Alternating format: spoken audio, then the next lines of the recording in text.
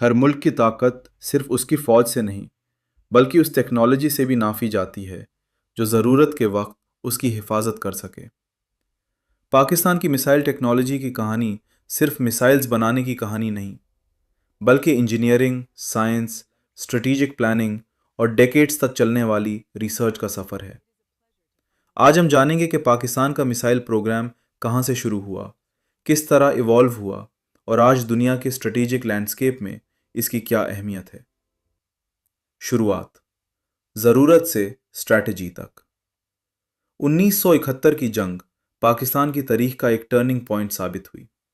اس جنگ کے بعد پاکستان کی ملٹری لیڈرشپ اور پالیسی میکرز نے محسوس کیا کہ مستقبل کے چیلنجز صرف کنونشنل ویپن سے ہینڈل کرنا مشکل ہوگا۔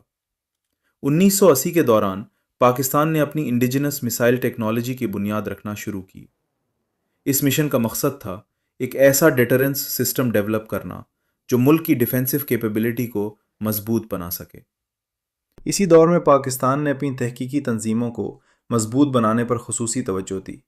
انجینئرنگ جامعات اور دفاعی صنعتوں کے درمیان تعاون کو فروغ دیا گیا، جبکہ میزائل ٹیکنالوجی کے بنیادی انفراسٹرکچر، تحقیقی تجربہ گاہوں اور تکنیکی صلاحیتوں کی بنیاد بھی اسی دور میں رکھی گئی۔ یہ سفر آسان نہیں تھا۔ ٹیکنالوجی ریسٹرکشنز، انٹرنیشنل سینکشنز اور لمیٹڈ ریسورسز کے باوجود پاکستان نے ریسرچ اور انڈیجنس ڈیولپمنٹ پر فوکس رکھا۔ میسائل ٹیکنالوجی کا اصل مقصد اٹیک نہیں بلکہ ڈیٹرنس اسٹیبلش کرنا تھا، یعنی کسی بھی ممکن کانفلکٹ کو روکنا۔ ہدف سیریز، پہلا قدم۔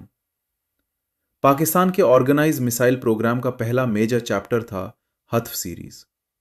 1980 کے آخر اور 1990 کے شروع میں ہدف 1 اور ہدف 2 سسٹمز سامنے آئے۔ یہ شارٹ رینج بیلسٹک میسائلز تھے جو ٹیکنالوجی ڈیولپمنٹ کا پہلا پریکٹیکل ایکسپیرینس پرووائڈ کرتے تھے۔ ہدف سیریز کا اصل مقصد صرف آپریشنل ڈپلائمنٹ نہیں تھا بلکہ انجینئرز کو پروپلشن سسٹمز، گائیڈنس ٹیکنالوجی اور لانچ میکینزمز میں ایکسپیرینس حاصل کروانا بھی تھا۔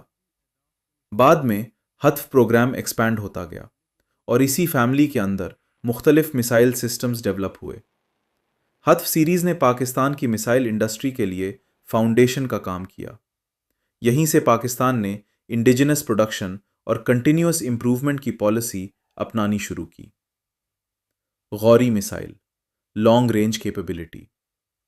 1998 میں پاکستان نے دنیا کی توجہ اپنی طرف مبذول کروائی جب غوری میزائل کا پہلا پبلکلی انانسڈ ٹیسٹ کنڈکٹ کیا گیا۔ Ghori medium range ballistic missile ہے۔ اس کا ڈیولپمنٹ پاکستان کی اسٹریٹجک پلاننگ میں ایک امپورٹنٹ مائل سٹون مانا جاتا ہے۔ اس نظام کا مقصد طویل فاصلے تک مؤثر دفاعی صلاحیت، ڈیٹرنس کیپیبلٹی حاصل کرنا تھا۔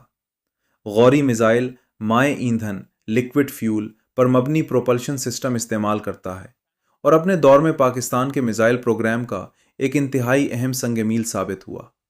1998 کے بعد غوری سیریز کے مزید تجربات کیے گئے جن کے دوران اس کے رہنمائی نظام، گائیڈنس سسٹم اور آپریشنل اعتبار، آپریشنل ریلائبلٹی میں نمایاں بہتری لائی گئی۔ اس پیش رفت نے پاکستان کو خطے میں اسٹریٹجک توازن برقرار رکھنے کی صلاحیت فراہم کی۔ شاہین سیریز، ماڈرن بیلسٹک فورس۔ اگر پاکستان کے میسائل پروگرام کا سب سے سکسیسفل انڈیجنس چیپٹر کہا جائے تو وہ شاہین سیریز ہے۔ شاہین ایک نے پاکستان کے میزائل پروگرام میں سالڈ فیول ٹیکنالوجی کو پہلی بار آپریشنل سطح پر کامیابی سے متعارف کروایا، جس سے فوری لانچ کی صلاحیت اور آپریشنل تیاری میں نمایاں بہتری آئی۔ سالڈ فیول کا سب سے بڑا فائدہ ہوتا ہے کہ میزائل کو بہت کم پریپریشن ٹائم کی ضرورت ہوتی ہے۔ اس کے بعد شاہین 2 اور پھر شاہین 3 ڈیولپ کیے گئے۔ ہر نئی جنریشن میں رینج، ایکیوریسی اور گائیڈنس سسٹمز کو امپروو کیا گیا۔ شاہین 3 کے بارے میں عوامی طور پر دستیاب معلومات کے مطابق اس کی رینج پاکستان کی اسٹریٹجک منصوبہ بندی کے لیے ایک اہم صلاحیت کی نمائندگی کرتی ہے۔ ایکسپرٹس کے مطابق شاہین فیملی پاکستان کے اسٹریٹجک ڈیٹرنس اسٹرکچر کا سینٹرل حصہ بن چکی ہے۔ بابر کروز میسائل اور ٹیکٹیکل سسٹمز۔ بیلسٹک میسائلز کے ساتھ پاکستان نے کروز میسائل ٹیکنالوجی پر بھی کام شروع کیا۔ اس کا نتیجہ تھا بابر کروز میسائل۔ بابر لو ایلٹیٹیوڈ فلائٹ پروفائل فالو کرتا ہے اور ٹرین ہگنگ کیپیبلٹی کے لیے جانا جاتا ہے۔ پبلک رپورٹس کے مطابق اس کے ملٹیپل ویریئنٹس ڈیولپ کیے گئے، جن میں لینڈ بیسڈ اور سی بیسڈ ورژنز بھی شامل ہیں۔ اسی پیریڈ میں ابدالی میسائل کو short range battle field requirements کے لیے ڈیولپ کیا گیا۔ اس کے بعد نصر میسائل یا ہتف 9 انٹروڈیوس ہوئی۔ نصر کا مقصد پبلکلی اویلیبل ڈیفنس انالائزز کے مطابق battle field level deterrence capability provide کرنا تھا۔ اس سسٹم نے پاکستان کی میزائلر ڈکٹری میں ایک نیا ڈیمنشن ایڈ کیا۔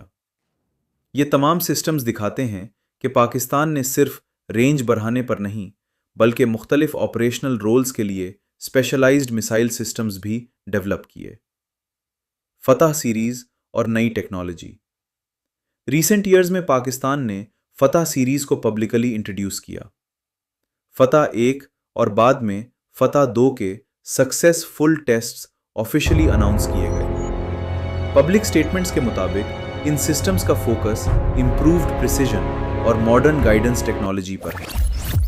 ایکسپرٹس کا کہنا ہے کہ ماڈرن وارفیئر میں صرف ڈسٹنس ہی امپورٹنٹ نہیں ہوتی، ایکیوریسی، ریپڈ ڈپلائمنٹ اور ڈیجیٹل گائیڈنس سسٹمز بھی اتنے ہی اہم ہوتے ہیں۔ پاکستان کی defence industry continuously navigation systems, command and control integration اور انڈیجنس مینوفیکچرنگ کیپیبلٹیز کو امپروو کر رہی ہے۔ ہر نئی جنریشن پہلے سے زیادہ ایڈوانس الیکٹرانکس اور سافٹ ویئر انٹیگریشن کے ساتھ ڈیولپ کی جا رہی ہے۔ یہ development global missile technology trends کے مطابق ماڈرنائزیشن کو ریفلیکٹ کرتی ہے۔ مستقبل کا سفر۔ پاکستان کی میسائل ٹیکنالوجی کی کہانی صرف میسائلز کی کہانی نہیں، یہ انجینئرز، سائنٹسٹس، ریسرچرز اور ان ہزاروں لوگوں کی محنت کی کہانی ہے جو ڈیکیڈ سے ٹیکنالوجی ڈیولپمنٹ پر کام کرتے رہے۔ ہتف سے شروع ہونے والا سفر گوری، شاہین، بابر، نصر اور فتح تک پہنچ چکا ہے۔ ہر جنریشن نے پچھلی ٹیکنالوجی سے کچھ نیا سیکھا، ہر ٹیسٹ نے ریلائبلٹی کو امپروو کیا، ہر ڈیولپمنٹ نے انجینئرنگ کیپیبلٹی کو مضبوط بنایا۔ لیکن مستقبل کے چیلنجز بھی کم نہیں۔ Artificial intelligence, hypersonic technology, advanced missile defence systems, cyber security اور اسپیس بیسڈ سرویلنس، یہ سب وہ ایریاز ہیں جو اگلے چند ڈیکیڈز میں میسائل ٹیکنالوجی کو شیپ دیں گے۔ اسٹریٹیجک اسٹیبلٹی صرف ایڈوانسڈ ویپن سے نہیں بلکہ رسپانسبل پالیسیز، ڈپلومیسی اور ریجنل پیس ایفرٹ سے بھی قائم رہتی ہے۔